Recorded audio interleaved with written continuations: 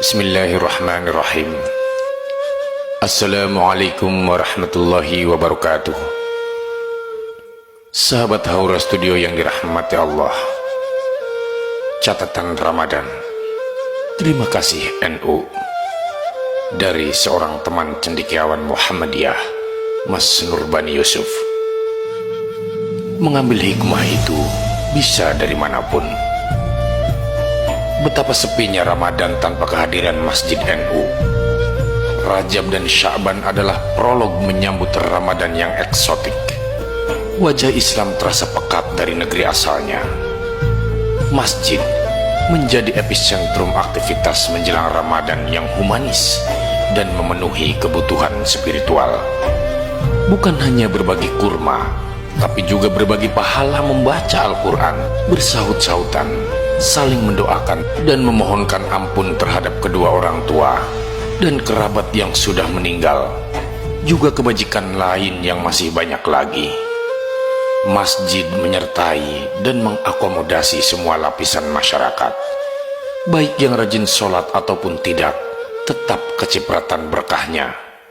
Sebagian yang tak suka menyebut banyak melakukan aktivitas bid'ah, tapi saya sangat suka karena banyak mendapat manfaat. Bagi NU, agama itu longgar dan fleksibel. Itulah kesan yang saya dapat. Dari masjid-masjid NU itu, saya bisa membedakan antara bulan biasa dan bulan Ramadan dengan aktivitas spesial seperti tadarus yang bersahutan, bedug yang ditabuh, mercon yang dibakar, tarhim yang dikumandangkan 5 menit sebelum azan sebagai tanda masuk sholat. Sungguh begitu indah. Dari Masjid NU pula saya dapat informasi kapan harus persiapan pulang sebelum sholat Jumat.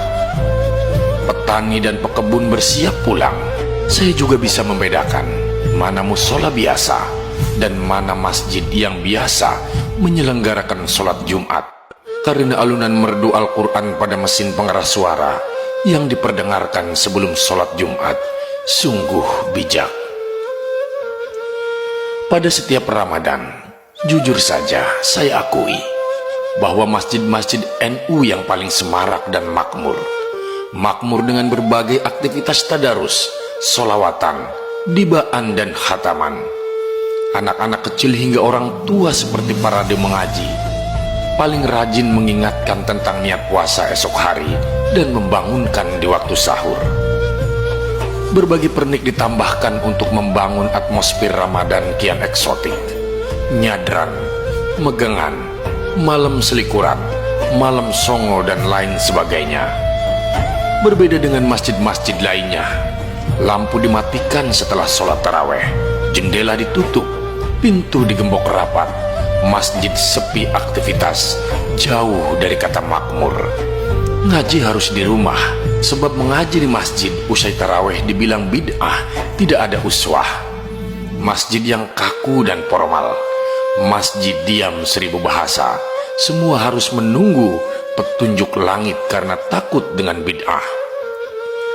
Namun sebaliknya masjid-masjid NU begitu kreatif dan inovatif.